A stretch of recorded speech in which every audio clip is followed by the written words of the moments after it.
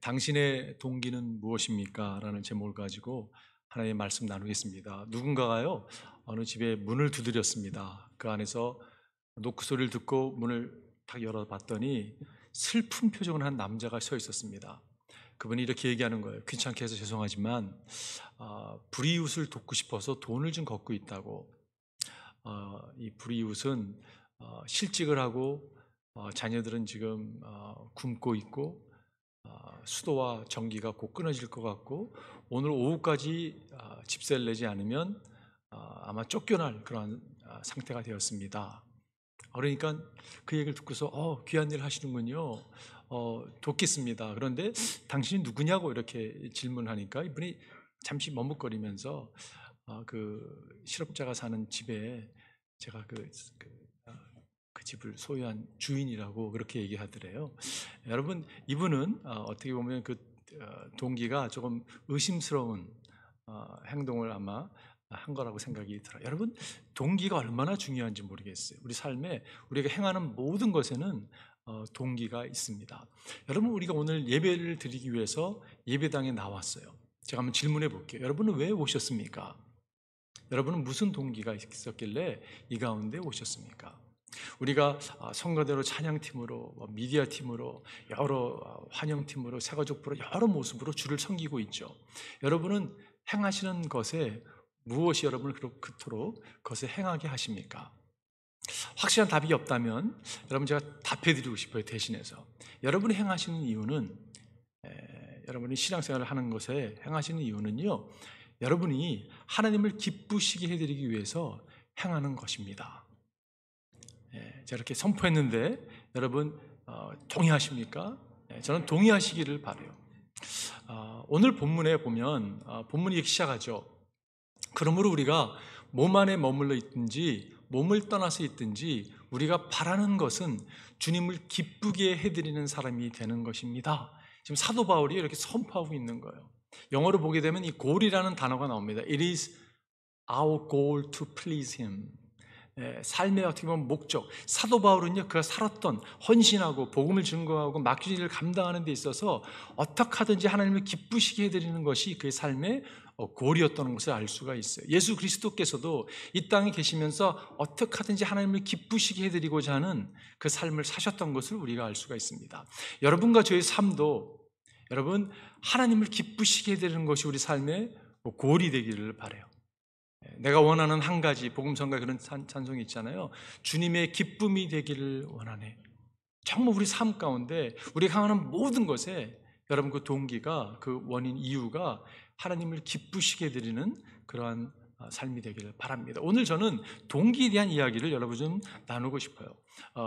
wrong motive가 있는가 하면, 잘못된 동기가 있는가 하면 right motive가 있는 것을 보게 돼요. 올바른 동기가 있는 것을 보게 됩니다. 잘못된 동기, 예를 들어 이런 겁니다. 결혼하는 사람에게 질문해서 당신이 왜 결혼해? 그랬더니 저 여성과 사랑해서 결혼해라고 질문했더니 답이 사랑해서 결혼하는 게 아니라요, 이전의 애인에게 복수하고 싶어서 결혼합니다. 예를 들어서 여러분 통계에 보면요, 이 원인이 때문에 결혼하는 분들이 있어요. 집에서 하도 저에게 압력을 줘가지고요, 정말 독립하고 싶어서 결혼해요, 이 이유로 결혼하는 분들이 있습니다. 여러분 잘못된 동기잖아요, 그죠? 신앙생활도 마찬가지입니다. 신앙생활에 있어서 잘못된 동기가 있고 옳은 동기가 있는 것을 보게 돼요. 대표적인 세 가지 잘못된 동기가 있습니다. 첫 번째가 뭐냐면요, 형벌에 대한 두려움입니다. 형벌에 대한 두려움이, 내가 이걸 행하지 않으면 잘못하면 나 벌 받을 수 있어, 그게 두려워, 이렇게 해가지고 신앙생활에 어떤 일들을 행하는 분들이 있다면 여러분 그것은 진정한 복음을 깨닫지 못한 사람의 모습이라고 생각이 들어요. 요한일서 4장 8절에 보면 이런 말씀이, 18절에 보면 이런 말씀이 있습니다. 사랑에는 두려움이 없습니다. 완전한 사랑은 두려움을 내쫓습니다. 두려움은 징벌과 관련이 있습니다. 여러분 두려움이 뭐랑 관련이 있다고요? 징벌과 관련이 있다. 영어 성경에 보게 되니까 fear has to do with punishment. punishment, 형벌을 받는 게 두렵다는 것이에요. 여러분 그게 있거든요. 그런데 이제 말이 두려워하는 사람은 아직 사랑을 완성하지 못한 사람입니다. 온전한 사랑 예수 그리스도를 만났다면 여러분 그분으로 인하여 두려움 가운데 거하는 것에서 자유함이 찾아온다는 그런 말씀이죠. 우리의 삶이 아직도 형벌 때문에 움직이는 삶이라면 그 인생은요 비참함이라고 이야기하고 싶어요. 얼마나 피곤한 인생이 되겠습니까, 여러분? 그런 삶 여러분과 제가 살아가지 않기를 바랍니다. 두 번째 잘못된 동기는요, 과거의 실패로 인한 죄책감. 여러분, 사람들은요 행동을 감해 보게 되면 모든 원인들이 있는 것으로 보게 돼요. 근데 어떤 신앙적인 모습 가운데 그런 모습이 있습니다. 내가 과거에 범한 죄가 너무 많은 거예요. 어떻게 하든지 좀 만회하고 싶은 마음으로, 내가 주의 일을 동참함으로, 내가 주를 섬김으로, 이렇게 봉사함으로 내가 이걸 좀 만회해야 되겠다라는 모습이 우리 가운데 있는 것을 보게 돼요. 1986년에 나왔던 미션이라는 영화에 보게 되면 그 로버트 디니로라는 사람이 주연이죠. 멘도사라는 역을 맡았습니다. 그 사람이 이렇게 아주 가격한 사람이었어요. 분을 참지 못해서 자기 이복 동생을 죽입니다. 근데 그 죽이고 난 후에 그 죄책감이 너무 강한 거예요. 어쩔 줄 알지 모르는 가운데 신부를 만나게 되죠. 그리고 신부가 선교 여행을 가는데 그걸 따라가게 됩니다. 따라가는데 여러분 보신 분들 기억하실 거예요. 그 등에 무거운 짐들을 안고 올라가죠. 그냥 가기도 힘든 건데 거기다 무거운 짐을 지고서 나의 범한 죄를 작게나마 페이백하고 싶어하는 그런 아마 심리였던 것 같아요. 그런 모습, 여러분 그런 모습이 우리 가운데 있는 것을 보게 돼요. 이 또한 복음을 바로 이해한 모습이 아니라고 생각이 듭니다. 성경은 뭐라고 말씀하고 있습니까? 에베소서 2장 5절에 보니까 범죄로 죽은 우리를 그리스도와 함께 살려주셨습니다. 주님은 죄를 멸하시기 위해 오셨어요. 십자가상에서 죄를 주님께서 멸하셨습니다. 그리고 죽으셨어요. 죄값을 대신 지불해 주셨습니다. 그리고 주님은 부활하셨어요. 그래서 우리를 갖다 은이라고 주님이 우리를 부르고 계시죠. 여러분은 은혜로 구원을 얻었습니다 라고 선포하고 있는 것을 보게 돼요. 내가 값을 지불하려고 그것 때문에 신앙생활을 한다면 은혜를 제대로 이해하지 못한 모습이라는 거죠. 세 번째 동기가 있다면요, 인정받고자 하는 욕구가 있어요. 모든 사람의 마음 가운데 여러분 어렸을 때부터 나를 좀 인정해 주세요, 나를 좀 알아주세요, 여러분 그 욕구가 있는 것을 보게 돼요. 누가복음 18장에 보게 되면 스스로 의롭다고 확신하고 남을 멸시하는 몇몇 사람에게 예수께서는 이 비유를 말씀하셨다라고 말씀하고 있어요. 제가 종교인의 모습 가운데 여러분 지금 예수님께서 이 컨텍스가 바리새인과 세리가 기도하러 성전에 올라간 그림을 비유로 말씀하시면서 그거를 소개하면서 시작하는 메시지거든요. 스스로 의롭다고 확신하고 남을 멸시하는 몇몇 사람에게 이 비유를 말씀하신 거예요. 타겟이 명확했습니다. 주님께서 굉장히 자기 중심적이고 종교적이지만 자신을 갖다 의롭게 여기는, 그리고 다른 사람을 멸시하는, 여러분 어쩌면 이 모습이 오늘날의 기독교인의 모습일지 모르겠어요. 혹시 이런 모습이 있다면 잘못된 거죠. 제가 최근에 어느 책을 읽다가 그 목사님이요 그런 말씀을 하시더라고요. 인정받고자 하는 욕구가 다 있습니다. 여기에서 자유하셔야 됩니다. 이런 가르침이 너무 좋은 거예요. 와, 정말 이렇게 당연히 돼야지. 그런데 그분께서 뭐라고 말씀하시냐면, 유명한 분이신데 내가 책을 쓰고 강연을 하고 설교를 하는데 나도 모르게 내 마음 깊은 곳에 이것을 행함으로 하나님께서 나를 인정해 주기를 바라는 그 욕구가 있다는 것이에요. 근데 제가 그걸 딱 읽으면서 이분도 그렇다는, 이런 걸 주장하시는 분도 그런 생각이 들어왔던 생각이 뭐냐면요, 여러분 가르치는 것과 삶으로 경험하는 것은 차이가 있을 수 있다는 거예요. 그죠? 중요한 게 뭐냐면 복음이 머리에서 머무는 게 아니라 이것이 우리 심령 가운데 찾아와야 되는 거잖아요. 그죠? 이 삶을 주관하는, 그래서 복음을 살아내는 삶이 되어야 되는 것이요. 자, 주님께서 지금 이 의롭다고 여기는 종교인에게 주님이 말씀하고 계시는데 어쩌면 이 어디언스가 여러분과 제가 되어야 될지 모르겠어요. 여러분, 이 세리가 이렇게 기도하는 모습이 나오죠. 바리새파 사람은 서서 혼자말로 이렇게 기도하였다. 하나님 감사합니다. 나는 남의 것을 빼앗는 자나 불의한 자나 간음하는 자와 같은 다른 사람들을 같지 않으며 더구나 이 세리와 같지 않습니다. 세리는 얼굴도 듣지 못하고요, 그냥 쭈그리고 앉아서 정말 가슴을 치면서 하나님 나에게 궁유를 베풀어 주시옵소서, 내가 죄인입니다, 이렇게 기도하고 있는데 이 여러분 바리새파 사람은요, 하나님 날 알지 않습니까? 내 삶이 얼마나 당신에게 인정받고자 살아가는 삶인 걸 알지 않습니까? 내가 일주일에 2번을 금식을 하고, 여러분 일주일에 2번 금식하는 게 쉽습니까? 하루 하는 것도 너무 어렵잖아요, 그죠? 여러분 쉬운 일이 아니에요. 내가 소득의 10분의 1을 하나님께 드리고 저는 이런 삶을 삽니다라고 이야기했는데, 주님께서 이 결론을 뭐라고 짓냐면, 두 사람이 성전에 기도를 하고 내려올 때 의롭다함을 입은 자는 셀이라고 말씀하고 있는 것이. 여러분 차이가 무엇입니까? 차이가 명확한데, 차이가 무엇이냐면요, 한 사람은 자기 중심적인, 하나님께 인정을 받고자 어떻게 보면 주라해봐가는 삶이라면, 다른 사람은요 하나님 벌써 인정을 받은 사람이라는 것, 그 차이라는 것이.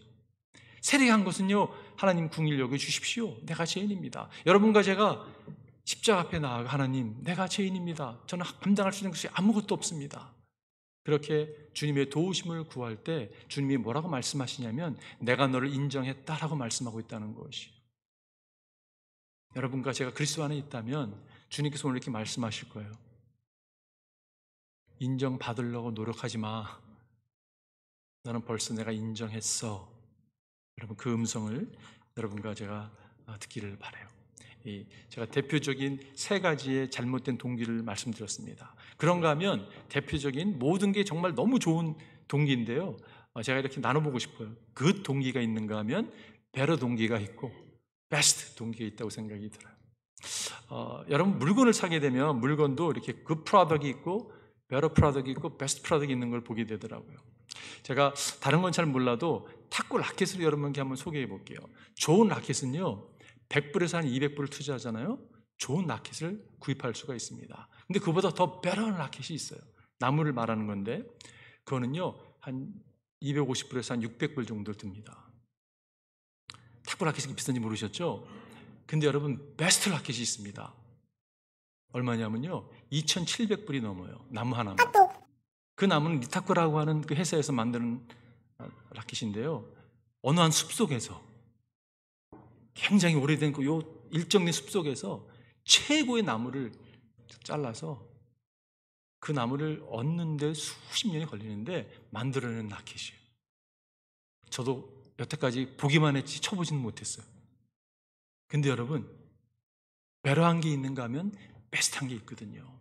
신앙생활도 여러분과 제가 오늘 바른 동기는 다 너무 필요한 동기라고 이야기하고 싶은데, 조금 디그리를 만약에 매긴다면 정말 좋은 동기가 있습니다. 근데 더 나은 동기 있는 것 같아요. 그리고 베스트한 동기 있다고 생각이 들어요. 첫 번째는요 하늘의 상급입니다.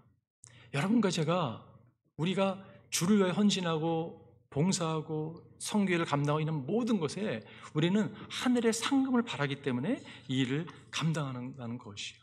오늘 본문에 말씀하고 있죠. 우리는 모두 그리스도의 심판대 앞에 나타나야 합니다.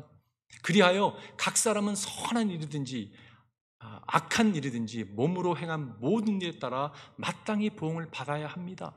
여러분 여기서 이야기하고 있는 이 심판대는요 콜스룸이 아니에요. 요즘에 도쿄올림픽이 진행되고 있는데 꼭 시상대 위에 올라간 모습이라고 저는 상상이 됩니다. 여러분 상상해 보세요. 시상대 올라갔어요. 주님께서 오시더니요 우리에게 월계관을 딱 씌워주시는 거예요. 메달을 걸어주시는 거예요. 여러분 성경은 면류관에 대한 이야기를 하고 있어요. 이 면류관을 썩지 아니할 면류관이라고, 의의 면류관, 생명이 면류관이라고, 기쁨이 면류관이라고, 여러분 이렇게 면류관을 말씀하고 있어요. 이 영광의 면류관을, 의의 면류관을 주님께서 딱 씌워주실 거예요. 제가 가끔 그런 묵상을 해봅니다. 주님께서 이렇게 면류관을 씌워주시는데,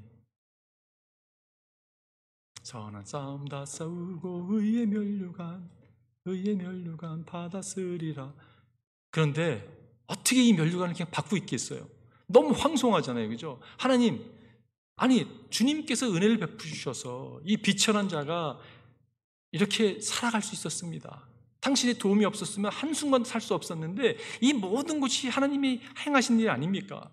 그래서 그 면류관을 벗을 것 같아요. 벗고서 그 발을 밑에 내려놓고 엎드려서 엉 울 것 같아요. 그런데 wait a minute.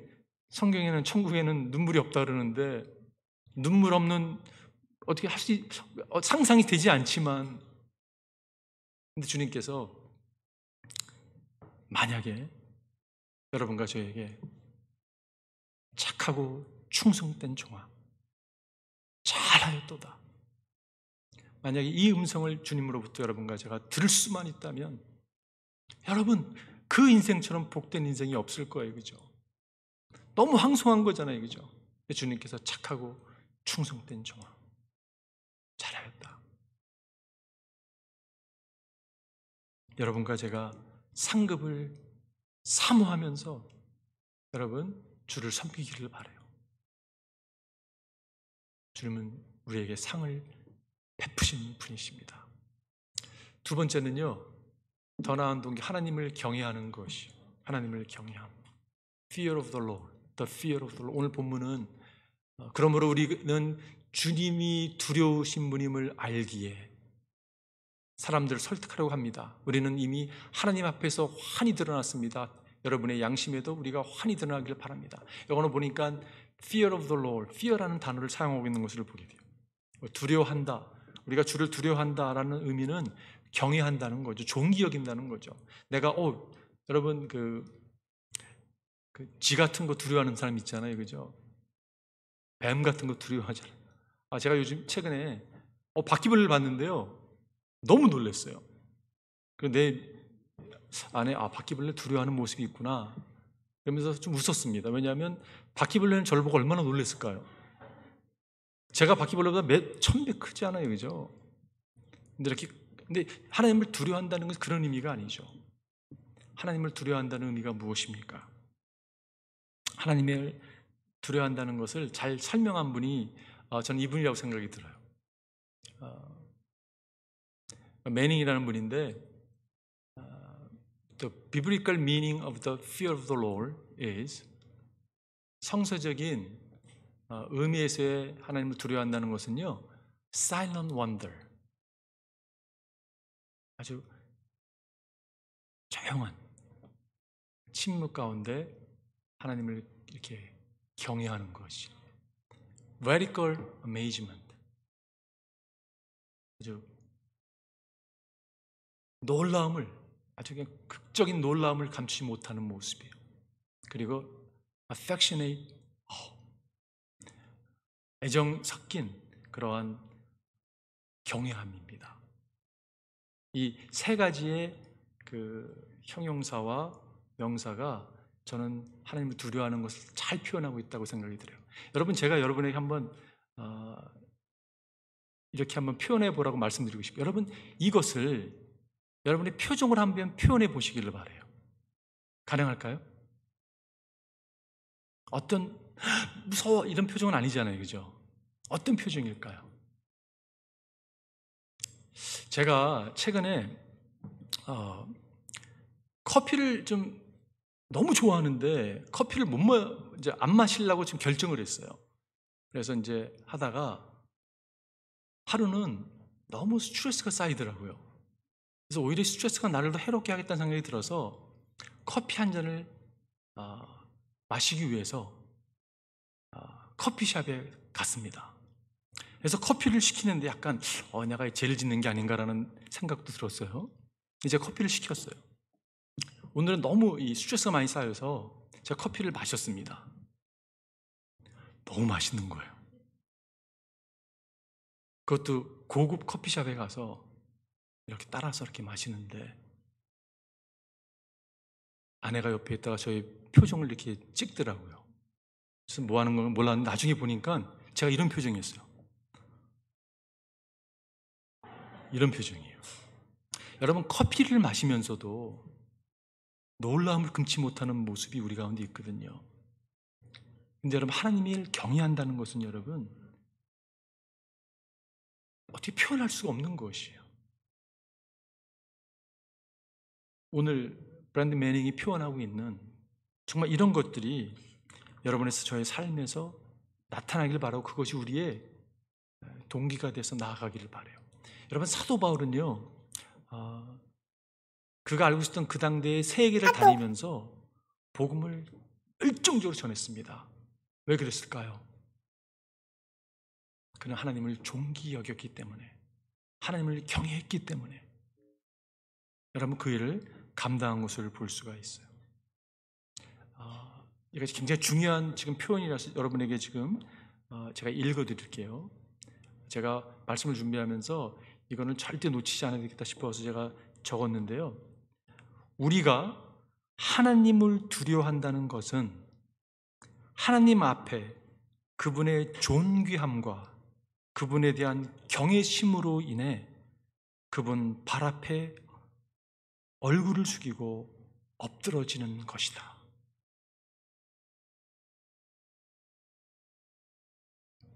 그게 하나님을 두려워한다는 것이에요. 하나님을 믿는다고 하지만 하나님께 온전히 드리지 못한 삶은 진정한 의미에서 하나님을 경외하는 것을 경험해 보지 못한 삶이다 라고 정리를 해봤어요. 내가 만약에 정말 하나님을 경외하는 것을 경험해 본 사람이라면 그분 앞에 여러분 꿇꾸라지 않을 사람이 한 사람도 없다는 것이에요. 그분께 헌신하지 않을 사람이 한 사람도 없다는 것이에요. 그러니까 어디가 지금 잘못된 것인가 좀 이렇게 찾아봐야 되지 않을까라는 생각을 갖게 돼요. 여러분 이사야에서 보면 이사야 6장에 하나님께서 이사야에게 나타나시죠. 성전에 머물었는데 여러분 성전에 연기가 가득했습니다.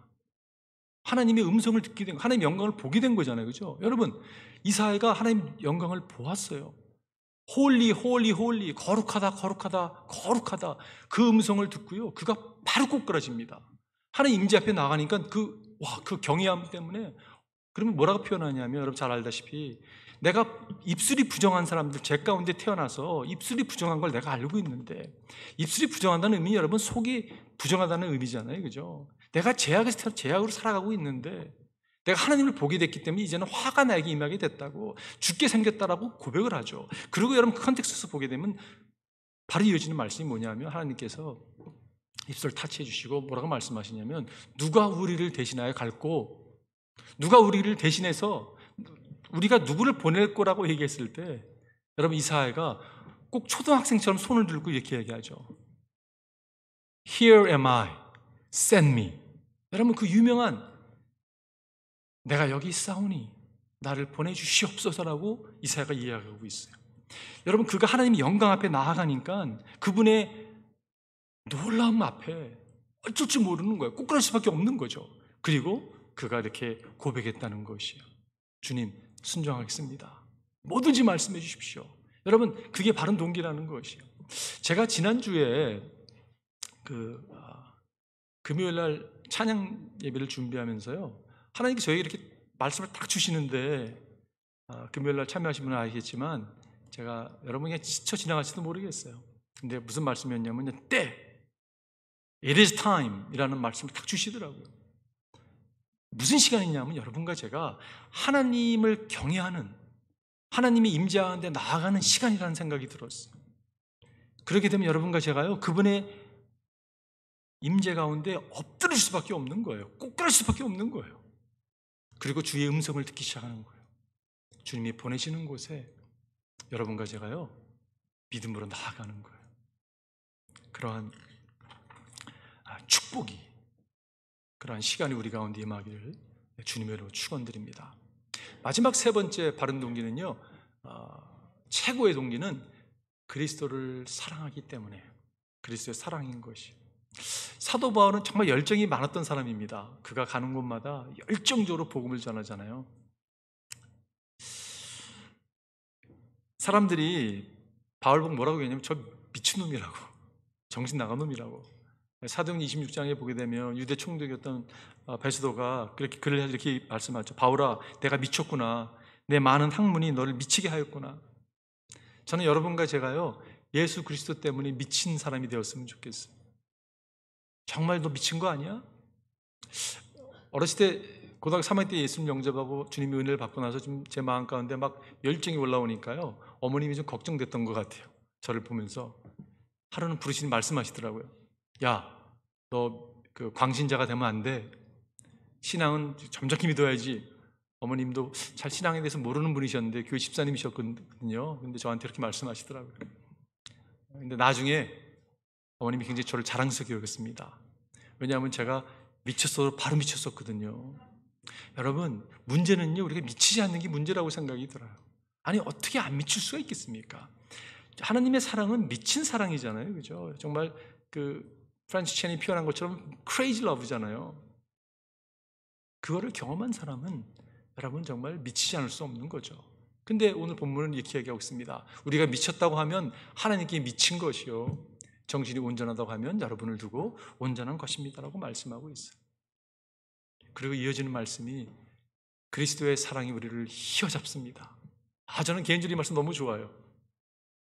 그리스도의 사랑이 우리를 휘어잡습니다. 영어로 보니까 For Christ's love compels us. 헬라어로 여러분, 이게 여러분 헬라어 단어 이런 거는 좀 외워도 좋은 것 같아요. 수네꼬라고 하는 단어예요. 컴펠의 단어가 수네꼬, 에꼬. 여기서 에꼬라고 하는 메아리라는 그 단어가 나왔습니다. 수네꼬.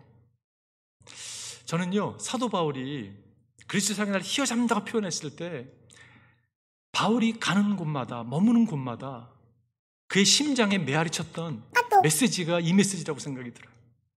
그 메시지가 뭐냐면요, 그리스도의 사랑,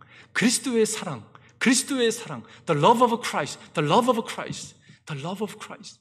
그가 그 사랑에 완전히 휘어잡힌 바 됐기 때문에 여러분, 그가 주님을 위해서 죽기까지 헌신했던 것을 우리는 알 수가 있습니다. 그 그리스도의 사랑이 여러분 무슨 사랑입니까? 그리스도께서 나를 향한 사랑입니까? 아니면 내가 그리스도를 향한 사랑입니까? 여러분, 그 사랑은요, 둘 다예요. 그리스도의 사랑을 받은 내가 그 사랑을 가지고 주님을 사랑하는 거죠. 성경이 이렇게 말씀하고 있어요. 우리가 사랑하는 것은 하나님 우리를 먼저 사랑하셨기 때문입니다. 우리 삶의 모든 동기는 주님의 사랑 때문에 사랑하고 감당하고 나아가는 거죠. 이것이 여러분과 저의 최고의 동기가 되기를 바라요. 예수님께서 요한복음 10장 14장에 이런 말씀하셨습니다. 예수께서 그들에게 말씀하셨다. 누구든지 나를 사랑하는 사람은 내 말을 지킬 것이다. 여러분, 너무 중요한 말씀이에요. 누구든지 나를 사랑하는 사람은 내 말을 지킬 것이다. 그리하면 내 아버지께서 그 사람을 사랑하실 것이요, 내 아버지와 나는 그 사람에게 가서 그 사람과 함께 살 것이다. 엄청난 말씀이잖아요, 그죠? 여러분, 누구든지 나를 사랑하는 사람이 순종의 삶을 살 수 있다는 것이에요. 순종이 사랑을 만들어내는 것이 아니라 사랑이 순종을 만들어내는 것을 경험하게 돼요. 이렇게 예를 들 수 있는 거예요. 제가 한 번은 자주 다니는 길이었는데 그 길을 가다가 티켓을 띄었어요. 경찰이 숨어 있다가 제가 지나가는데 거의 약간 다운힐이거든요. 근데 45마일로 가야 될 것을 제가 한 50마일, 60마일 갔던 것 같아요. 숨어 있다가 딱 나와서 잡으니까 너무 속상한 거예요. 저 야비한 경찰관 같으니라고. 근데 여러분, 티켓을 뛸 수밖에 없었죠. 그 다음에 그 길을 가는데 제가요, 교통 법칙을 딱 지키면서 가더라고요. 그 순종에는, 법을 지키는 순종에는 사랑이 있었을까요? 전혀 없었어요. 여전히 이 비열한 숨어서 나오는 경찰, 이런 생각이 있는 거예요. 그리고 이 길은 45마일이 말도 안 돼. 이거는 55마일 정도 붙여놔야 돼. 이런 생각이 드는 거예요. 여러분, 순종 강요가 사랑을 만들지 못하죠. 근데 여러분, 예수님의 사랑은요, 우리로 하여금 순종케 합니다. 아니, 순종보다 더한 일을 감당케 해요. 순교의 자리까지 나아갈 수 있는 것이, 그것이 바로 사랑이라는 것이. 여러분과 제가 책임과 의무 때문에 주의를 감당하지 않기를 바라요. 우리의 동기는 사랑입니다. 여러분과 제 신앙생활이 책임과 의무 때문에 간다면요, 여러분, 그것은 이제 생명력이 없는 신앙이라고 저는 이야기하고 싶어요. 좀 과한 표현이죠, 여러분. 네, 그렇습니다. 생명력이 없는 신앙의 모습을 살아가는 모습이 있어요. 왜냐하면요, 능력이 있어야 되는, 능력은 사랑이 허락해 주거든요. 사랑이 없이는 능력을 경험하지 못하죠. 근데 여러분, 제가 우리 삶을 주님께 드렸다면 우리는 하나님의 자녀들이잖아요, 그죠? 하나님은 우리 아버지이십니다. 우리는 그분의 아들, 딸들이라는 것이에요. 사랑과 의무의 차이를 묵상하면서 그 생각이 들었어요. 의무적으로 만약에 글을 쓰게, 편지를 쓰게 한다면요, 요즘 표현으로 영혼 없는 글을 쓸 것 같아요. 그런데 사랑이 가입이 되면 시도 막 쓰잖아요, 그죠? 그림도 그리잖아요, 그죠? 막 사랑의 표현이 나오는 것을 보게 됩니다. 여러분과 제가 그런 의무적으로 일하는 사람이 아니라 사랑의 종들이 되기를 바라요. 제가 결론 내리면서 여러분 이게 영국의 광고로 나왔던 건데요. 이거는 무슨 광고라 그러면 생각 한번 보십시오. 무슨 광고일까? Man wanted for hazardous journey. 남자들이 모험적인 위험천만한 여정을 원했다. Small wages, 작은 보수, bitter cold, 쓰디쓴 추위, long month of complete darkness, 긴 암흑의 시간들, constant danger, 계속적인 위험, safely turned doubtful, 안전하게 돌아갈지는 모르는 상황. 이게 무슨 광고일까요? 근데 밑에 여러분, signed by Sir Ernest Shackleton이라는 사람이, 영국 사람이 이 사람을 모르는 사람이 없습니다. 이 사람은 남극을 탐험한 분이세요. 발견한 사람입니다. 탐험가였어요.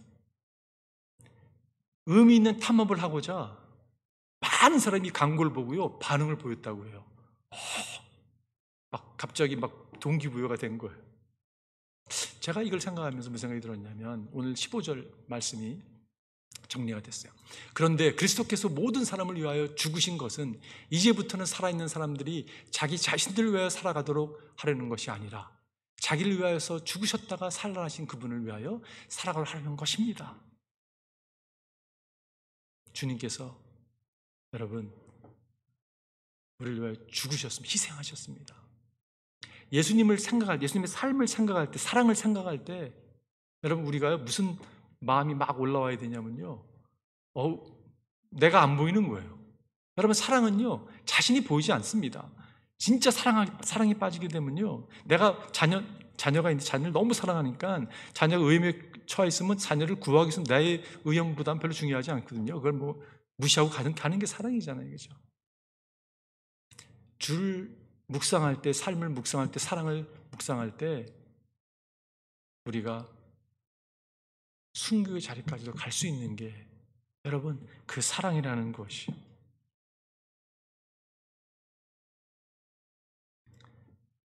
사랑이 답이다라는 결론을 내려보았어요. 오늘 저는 우리가 예배당에 모여서 예배를 드리지만 오늘 예배가 주님께서 우리에게 때를 말씀해 주시는 시간이 됐으면 좋겠어요. 네가 하나님의 임재 가운데 나올 때가 되지 않았니? 네 삶을 온전히 헌신할 때가 되지 않았니? 언제까지 종교인의 이름으로 모습으로 살아갈 거니? 아마 주님이 이렇게 말씀하신다면 주님 내가 여기 있사오니 나를 보내십시오 이렇게 고백하는 여러분과 제가 되기를 바라요. 우리의 심령에 메아리 소리가 울려 퍼지기를 바랍니다. 예수 그리스도의 사랑, 예수 그리스도의 사랑, 예수 그리스도의 사랑. 한번 기도하겠습니다.